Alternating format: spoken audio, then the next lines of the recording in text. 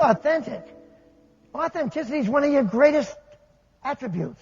Whoever the hell you are, be that person. Don't end up trying to look like somebody else, act like somebody else, be somebody else. Be yourself. Be comfortable in your own shoes. It'll end up being probably the most important thing you do. Be comfortable in what you do. Don't get yourself in a place where you're an actor. Find a company that the people are people that you like to hang around with, that people like you, or they're people that buy into what you think. That's what you want. Don't end up putting on a costume and showing up in some other place. If you're a nerd, hang around with nerds. You put in your group, say you're all running a group of 10 people, 20 people, whatever the size is. You make sure that the value in that group for promotion is around values and around numbers performance. If you value candor, if you think it's important, that's something you put up there as a value, a behavior, and you reward it. Now, you don't put values up there like excellence, integrity. Integrity is a ticket to the game. If you don't have integrity, you can't play. But once you put your values down, it might be open to ideas from anywhere. It might be speed. It might be candor. And then you take people and you appraise them on that axis just like you do the other axis. And when people have those values, they're made heroes. They're role models. They're talked about. They're praised. Somebody has a candid approach in a meeting that's counter to where the meeting's going. You stop and you praise them for having the guts to do it. You constantly role model this behavior, and you'll get it. You will get it. Now, if you're working in a place that doesn't want it, and you have a boss that can't stand it, you got to be more careful with it. But you've got to be sure that your people are giving it to you.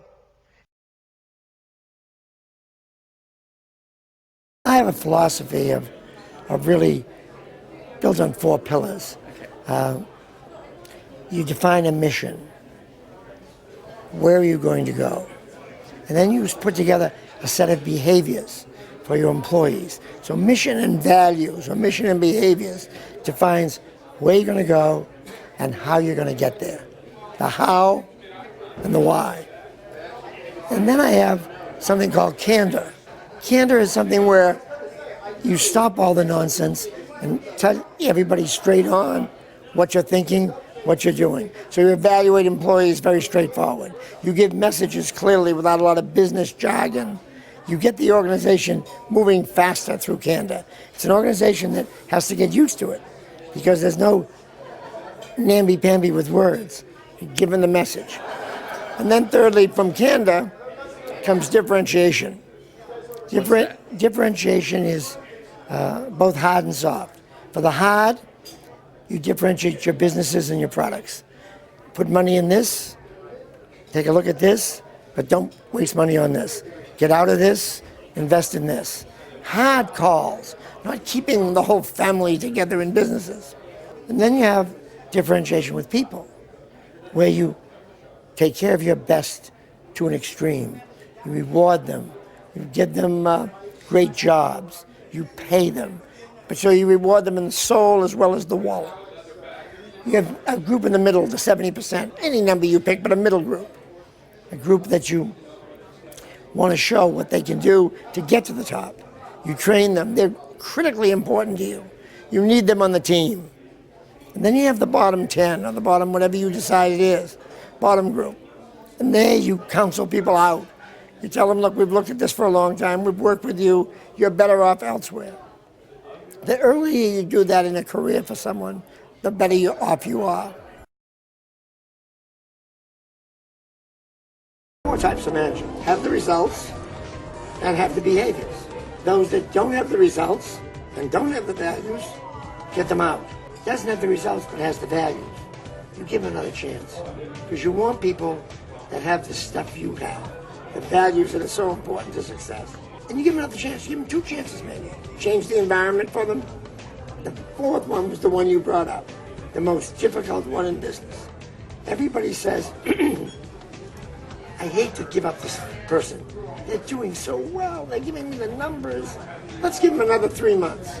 Meanwhile, you're giving speeches about values, behaviors. The employees are saying, wait a minute.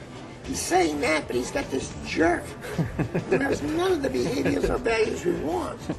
So we can't have them. Yeah. You tell the organization clearly and completely, this is why we had to let them go.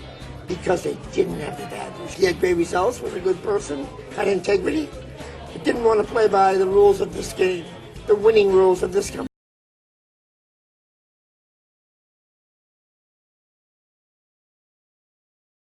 One of the problems companies have are these mentoring programs. Yes. You get stuck with one person. They might be a jerk. Yeah. And you get tarnished by them. But you know, when you're a young person in business, or even at my age, I'm always learning from somebody. There's somebody doing something that intrigues you. And when you're a young person in business, don't take, for example, I've got some things to offer. But not everything will work that works for me, because I'm me. There might be something you see that I do you like, and then somebody else. Somebody sees you. They might copy some of your things, but not everything. No offense. None of us do they want to copy everything. They want to pick up currents.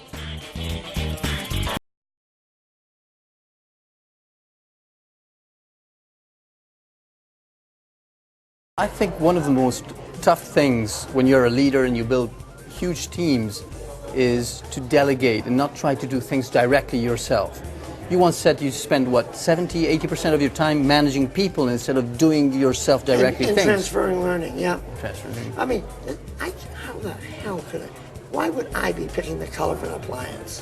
Why would I be designing a comedy show? What skill do I bring? A jet engine? Because I wouldn't know one. I'm not looking out the window of a plane. So you cannot meddle.